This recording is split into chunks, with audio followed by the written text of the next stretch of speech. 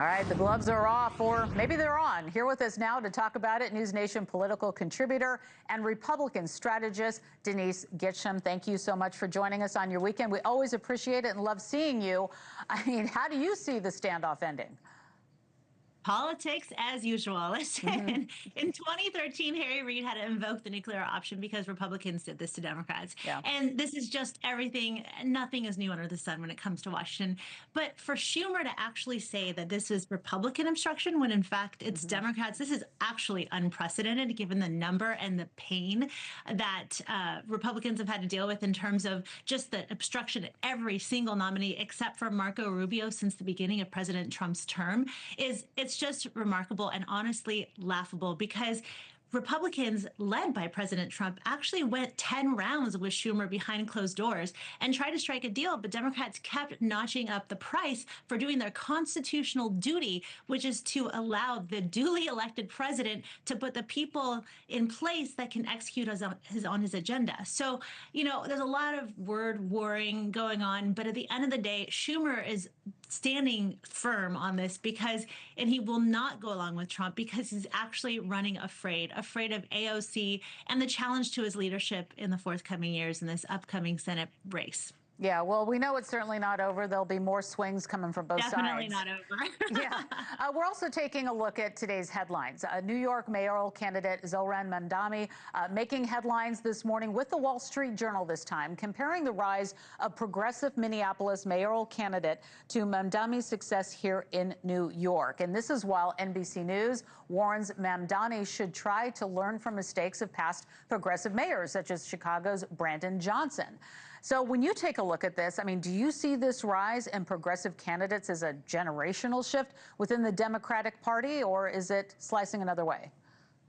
I see it as a failure by current politicians and parties to actually speak to the issues that matter most to this next generation. Look, the circumstances that Gen Z voters are looking at is they don't seem to have any hope. This is the reality of their perspective is like, we just can't get ahead. And I'm not a Gen Zer, obviously, but talking to many of them, I think is something that most politicians and most party leaders don't really do. So you get somebody young like Mamdani or AOC, and then you see that they're able to actually talk to the voters. This is something that transcends politics in the sense of partisanship, but rather speaks to the effectiveness of actually engaging and listening to younger voters to understand what their real concerns are, and then presenting a policy that actually speaks to those issues instead of just talking about the things that we've heard a million times that no longer apply to their generation. So honestly, I just think Mamdani's rise is indicative of his ability to hear and gauge what's going on in Gen Z. And unfortunately, it's in a socialist vein, which is very detrimental to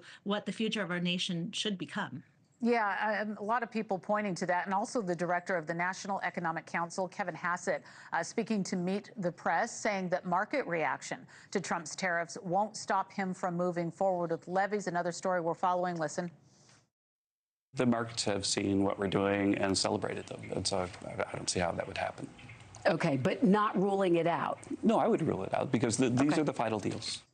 All right, so what do you think happens if the markets dive tomorrow? We're all watching for it. Well, we've seen what happened the last time the markets took a turn for the worse. President Trump extended the tariff deadlines. He's not an ideologue. He's a pragmatist. If he sees that things are going against him, as we're talking about midterms and they're inching ever closer, you know, they seem far away, like next November, but actually midterms and the primaries are coming up soon.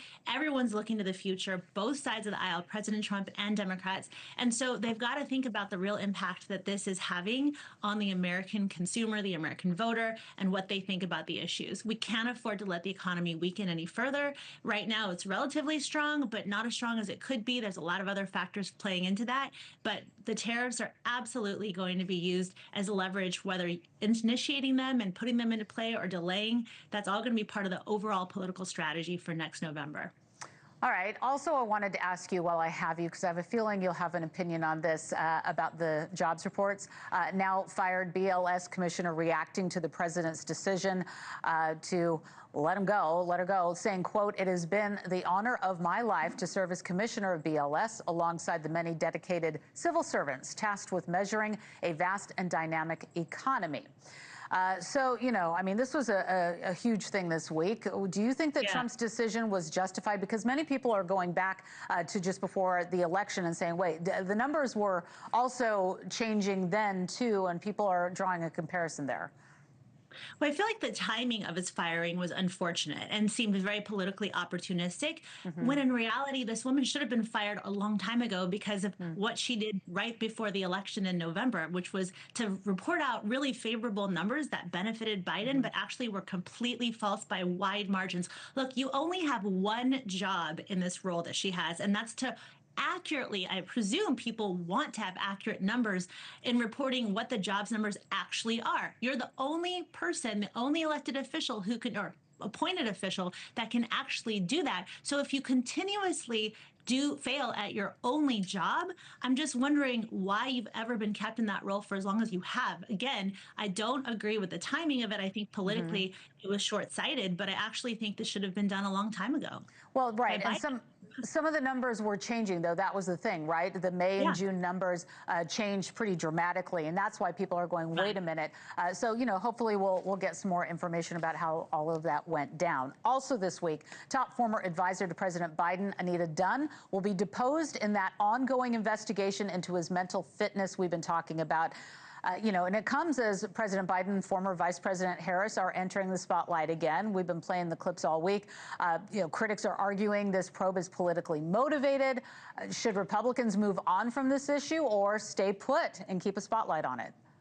Well, just talking from a political strategist perspective, which is really all I've ever been known to be, aside from being a voter who really cares about America and the future of what Americans feel in terms of their faith in democratic institutions, from a purely political perspective, it behooves Republicans to stay on this, like a dog on a bone, because the Republican Party has to be able to discredit all of the people who played into this narrative that Biden was mentally, capable of making decisions, difficult decisions as a leader of the free world. All of the Democratic leadership right now, all of the structure or the organizational structure, and a lot of the members of Congress that are being considered, bandied around as names for future leaders in the party, are all going to be part of the collateral damage if Republicans stay on this message. So while I think it's unfortunate that we can't talk about things that are moving into the future, as an American, as a Republican strategist, I can say that this is a really smart move on Republicans politically to discredit Democrats that are maybe lining up to see if they can have their shot at the White House in the future. All right. News Nation contributor Denise Gitsham joining us live from California. Thank you very much for your time. Always appreciate it.